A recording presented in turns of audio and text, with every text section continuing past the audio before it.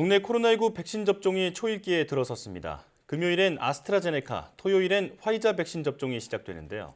네, 하지만 코로나19 신규 확진자가 400명 안팎을 오가면서 재확산의 불씨 또한 여전히 남아있는 상황입니다. 코로나19 브리핑 고려대학교 약학대학 김정기 교수 전화로 연결해 자세히 알아보겠습니다. 교수님 나와 계십니까? 네, 안녕하세요. 네. 국내 첫 백신 접종을 앞두고 가장 먼저 아스트라제네카 백신이 전국 보건소와 요양병원으로 배송됐습니다. 그런데 제주로 가던 백신은 운송 중 온도 문제가 생겨서 전량 회수가 된 이후에 재이송되는 일도 있었는데요. 백신의 운송 보관 과정에서 적정 온도를 유지하지 못하면 어떤 문제가 발생하나요? 백신의 보관 및 운송 중 장기간 적정 온도를 유지하지 못하게 되면 백신의 효능이나 안전성에 문제가 발생할 수가 있습니다. 예. 네, 말씀하신 부분은 오늘 제주로 배송될 예정이었던 아스트라제네카 백신이 어제 수송용기 온도 문제가 발생을 하면서 전량 회수가 됐거든요. 예. 현재까지 알려진 바로는 당시 보관 온도가 1.5도까지 내려간 걸로 통합 관제 시스템에서 확인이 되었다라고 합니다. 근데 이 아스트라제네카 백신 보관 온도는 2도에서 8도 사이거든요. 예. 작년 독감 백신 콜드체인 문제처럼 장기간 적정 온도를 이탈한 부분이 아니기 때문에 일단은 제 개인적인 견해로는 큰 문제는 없을 거다라고 보고는 있는데 예. 만약에 이 부분을 그냥 유통을 시키게 되면 실제로 백신에 대한 신뢰성 문제랑 연결이 될 수가 있거든요. 예. 그래서 방역 당국은 이 부분을 우려해서 일단 전량 회수하고 새로운 백신 배치로 다시 대체하지 않았나 이렇게 생각을 하고 있습니다. 예. 네.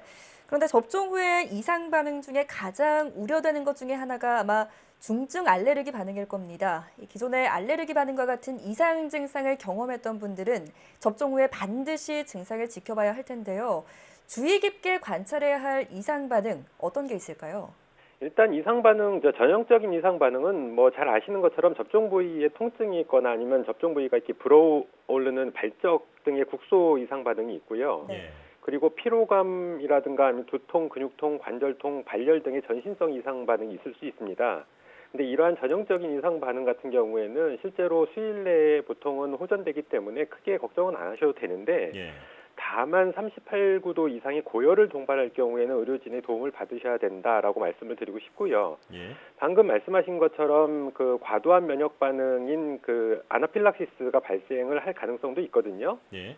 그렇기 때문에 보통 이 아나필락시스의 전형적인 증상은 뭐 기침이 난다든가 아니면 가슴 통증, 손발 저림, 그리고 맥박이 빨라지는 빈맥, 발진, 구토 이런 증상입니다. 근데 이게 보통 급성으로 진행되는 경우가 많기 때문에 갑자기 호흡곤란이라든가 저혈압 등이 발생을 할 수가 있고요.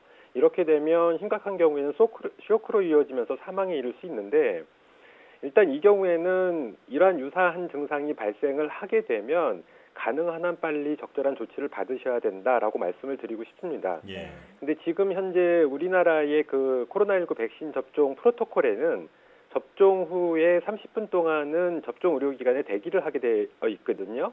근데 보통 아나필락시스 자체가 보통 30분에서 1시간 이내에 발생을 하게 됩니다. 그래서 실제로는 크게 걱정을 안 하셔도 되는데 다만 중요한 거는 일부의 경우에는 아나필락시스가 1시간 이후 또는 길게는 하루 이틀 후에 발생하는 지연 아나필락시스 형태로도 발생을 할 수가 있거든요. 예.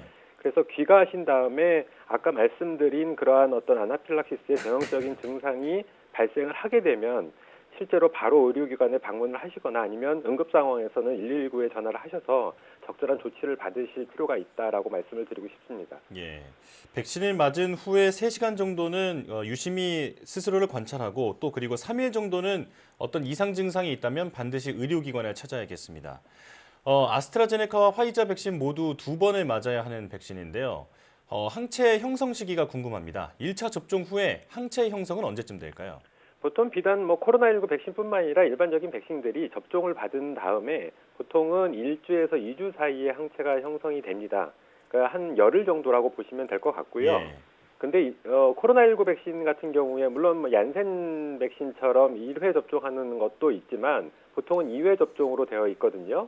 근데 1차 접종 후에는 접종자의 상당 비율에서 항체 형성률이 높지 않은 경우가 많습니다. 예. 그렇기 때문에 반드시 2차 접종까지 받으셔야 되고요.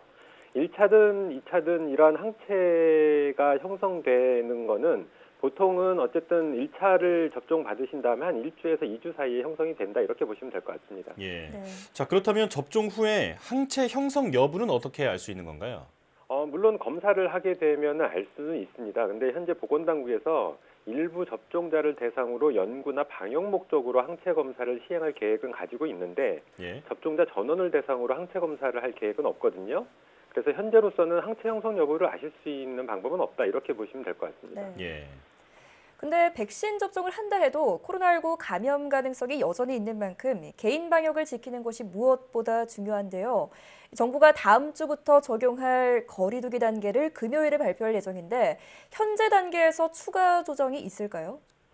최근 신규 확진자 경향성이 300명에서 600명 사이로 오르락내리락하고 있기 때문에 네. 이 정도 규모면 상황에 따라 확진자 규모가 크게 증가할 수 있는 위험도가 상당히 높은 편이다라고 보시면 될 것 같습니다. 예. 그렇기 때문에 말씀하신 거리두기 단계 조정에서 추가적인 하향 조정은 좀 어렵지 않을까 이렇게 생각을 하고 있고요. 예.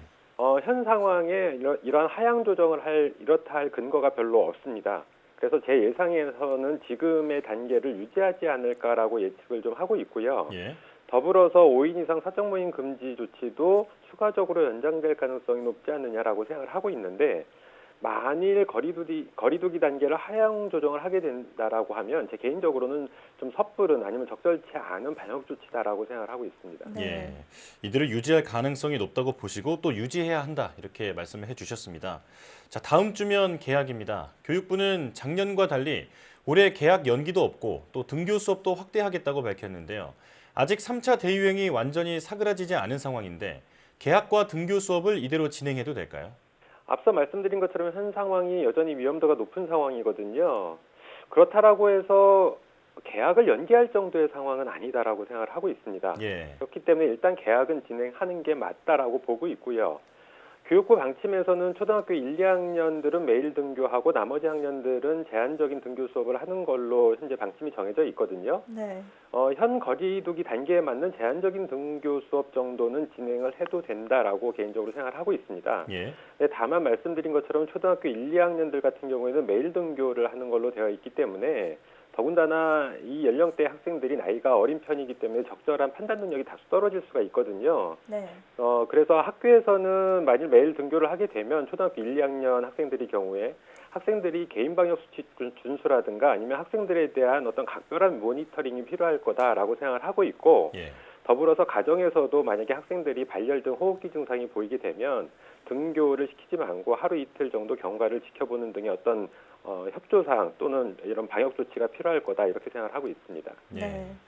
근데 일부에서는 안전한 등교 수업과 돌봄 확대를 위해서 교사들에게 백신을 우선 접종해야 한다라는 주장을 하고 있는데 이 부분은 어떻게 보시나요? 글쎄요, 이렇게 어느 특정 그룹의 상황을 고려하거나 의견을 수렴해서 하게 되면 전 국민이 대다수가 우선 접종 대상자가 될 수가 있거든요. 네. 그렇기 때문에 일단은 보건당국에서 접종 우선순위를 확정한 만큼 이에 따르는 것이 형평성 등 여러 가지 면에서 맞다라고 보고 있습니다. 그리고 교사들의 상황만 고려를 해봐도 학생들은 교사로부터 감염될 수도 물론 있지만 가정 내에서의 감염도 있고요. 그리고 이로부터 학생들 간의 감염도 여전히 가능성이 있거든요. 그러니까 전파 경로 하나만을 차단한다고 해서 결코 안전하다고 할 수 없습니다. 예. 그래서 지금 말씀하신 상황은 이해는 합니다만 어떤 방역상의 합리 면에서는 설득력이 좀 떨어지지 않나 이렇게 생각을 하고 있습니다. 네. 예. 자, 백신 접종을 코앞에 두고 여러 가지 가짜 뉴스도 횡행하고 있는데 백신 접종 성공을 위해 이런 행위는 반드시 근절해야겠습니다. 지금까지 고려대학교 약학대학 김정기 교수와 함께했습니다. 교수님 고맙습니다. 네, 감사합니다.